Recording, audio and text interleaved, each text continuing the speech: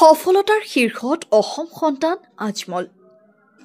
এই দৃশ্যখিনিলৈ মন কৰক।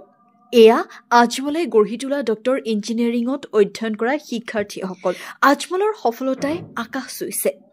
যিসকলে কয় আজমলে কি কৰিছে, এওঁলোকৰ বাবে এই প্ৰতিবেদন।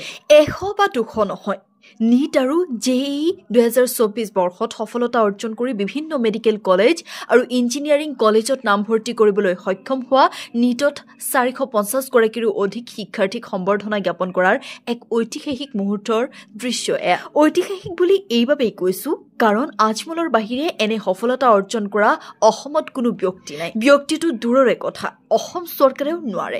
আজমল হে তো সব কুছ মুমকিন হে। অসমত আছেনে দ্বিতীয়গৰাকী কোনোবা ব্যক্তি যিয়ে এইদৰে দৰিদ্ৰ ঘৰৰ ল'ৰা ছোৱালীক ডক্টৰ ইঞ্জিনিয়াৰ বনাব? সম্পূৰ্ণ ভিডিঅ'টো চাই এটা শ্বেয়াৰ কৰি সকলোকে দেখুৱাই দিব যিসকলে কেৱল সমালোচনা কৰি থাকে। দৰিদ্ৰ মেধাসম্পন্ন শিক্ষাৰ্থীসকলক চিকিৎসক আৰু অভিযন্তা হোৱাৰ সপোনক পূৰণ কৰিবলৈ আজমল পৰিয়ালে আজমল ফাউণ্ডেশ্যনৰ জৰিয়তে গ্ৰহণ কৰিছিল আজমল ছুপাৰ 40 নামৰ এক অভিলাষী আঁচনি। আজমল ছুপাৰ 40য়ে আজি সৰ্বভাৰতীয় পৰ্যায়ত নিজৰ এক সুকীয়া পৰিচয় লাভ কৰি সেই বৃহৎ সপোনক বাস্তৱত পৰিণত কৰিবলৈ সক্ষম হৈছে। 2024 বৰ্ষৰ নীট পৰীক্ষাত 450 গৰাকীৰো অধিক শিক্ষাৰ্থীয়ে সৰ্বভাৰতীয় পৰ্যায়ত স্থান লাভ কৰি ৰাজ্যখনলৈ গৌৰৱ কঢ়িয়াই আনে। নীট 2024ৰ বাছনি পৰীক্ষাত 720 নম্বৰৰ ভিতৰত 705 নম্বৰ লাভ কৰি আজমল ছুপাৰ 40ৰ শীৰ্ষস্থান দখল কৰে নাজমুছ সাকিবে। ইয়াৰ উপৰি মেহদী হাছানে 700, ছাহিনা বেগম লস্কৰে 695, আলিমুল ইছলাম হাদিয়ে 695, ছয়ীদ আখতাৰ 695 আৰু জব্বাৰ আলীয়ে 695 নম্বৰ লাভ কৰিবলৈ সক্ষম হয়। উল্লেখযোগ্য যে নাজমুছ সাকিবে ভাৰতবৰ্ষৰ আগশাৰীৰ মেডিকেল কলেজ ঋষিকেশৰ এইমছত নামভৰ্তি কৰিবলৈ সুযোগ লাভ কৰাৰ লগতে বাকী বহুগৰাকী শিক্ষাৰ্থীয়ে দেশৰ বিভিন্ন প্ৰান্তৰ এইমছত নামভৰ্তি কৰাৰ সুযোগ লাভ কৰে। আনহাতে আজমল ছুপাৰ 40ৰ জৰিয়তে সফলতা লাভ কৰি পুষ্কৰ সাহা, ছামিমা নাছৰিনৰ লগতে অন্যান্য বহু শিক্ষাৰ্থীয়ে গুৱাহাটী GMCHত নামভৰ্তি কৰাৰ সুযোগ লাভ কৰে। আফৰিন শ্বায়ৰিয়াই শ্বিলঙৰ নেগ্ৰিমছ কলেজত নামভৰ্তি কৰাৰ সুযোগ লাভ কৰে। এনেদৰেই আজমল ছুপাৰ 40ৰ স্থাপন হোৱাৰ পাছৰে পৰা বৰ্তমানলৈকে 1200ৰো অধিক শিক্ষাৰ্থীয়ে দেশৰ বিভিন্ন প্ৰান্তৰ মেডিকেল কলেজত অধ্যয়ন কৰাৰ সুযোগ লাভ কৰে।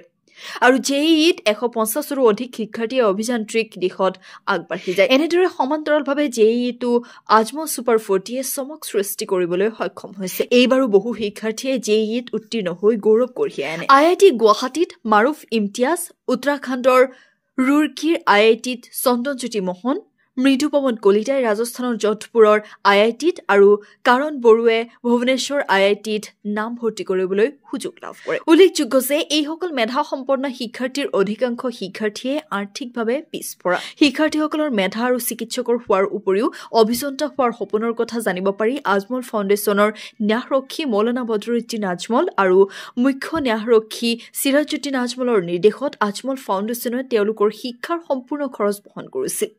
লগতে আজমল ফাউণ্ডেশ্যনৰ জৰিয়তে বিনামূলীয়া কোচিঙৰ ব্যৱস্থা কৰাৰ লগতে প্ৰদান কৰা হৈছিল জলপানীৰ লগতে উন্নত কোচিং প্ৰদানেৰে তেওঁলোকৰ এই সপোন পূৰণৰ বাবে অহোপুৰুষাৰ্থ চেষ্টা কৰিছিল আজমল ছুপাৰ 40। ইয়াৰ উপৰিও 2019 বৰ্ষত আজমল ছুপাৰ 40ৰ পৰা 22 গৰাকী, 2020 বৰ্ষত 82 গৰাকী, 2021 বৰ্ষত 150 গৰাকী, 2022 বৰ্ষত 240 গৰাকী, 2023ত 350 গৰাকীৰো অধিক শিক্ষাৰ্থীয়ে নীটত স্থান লাভ কৰিবলৈ সক্ষম হৈছিল। আজমল ছুপাৰ 40ৰ দক্ষ শিক্ষক শিক্ষয়িত্ৰীসকলৰ উপযুক্ত প্ৰশিক্ষণ তথা শিক্ষাৰ্থীসকলৰ অধ্যাৱসায়ৰ বলত এইবাৰ 450ৰো অধিক শিক্ষাৰ্থীয়ে নীট 2024 আৰু JEE 2024ত পাৰদৰ্শিতা প্ৰদৰ্শন কৰিবলৈ সক্ষম হয়।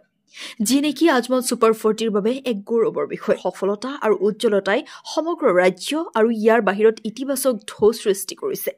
মৌলানা বদৰুদ্দিন আজমল আৰু চিৰাজুদ্দিন আজমলৰ নেতৃত্বত আজমল ফাউণ্ডেশ্যনৰ মেনেজমেণ্টে সমগ্ৰ শিক্ষা ব্যৱস্থাক অধিক উন্নত কৰাৰ প্ৰচেষ্টা অব্যাহত ৰখা আৰু উন্নত কৰাৰ বাবে নিৰন্তৰভাৱে নিয়োজিত হৈ আছে।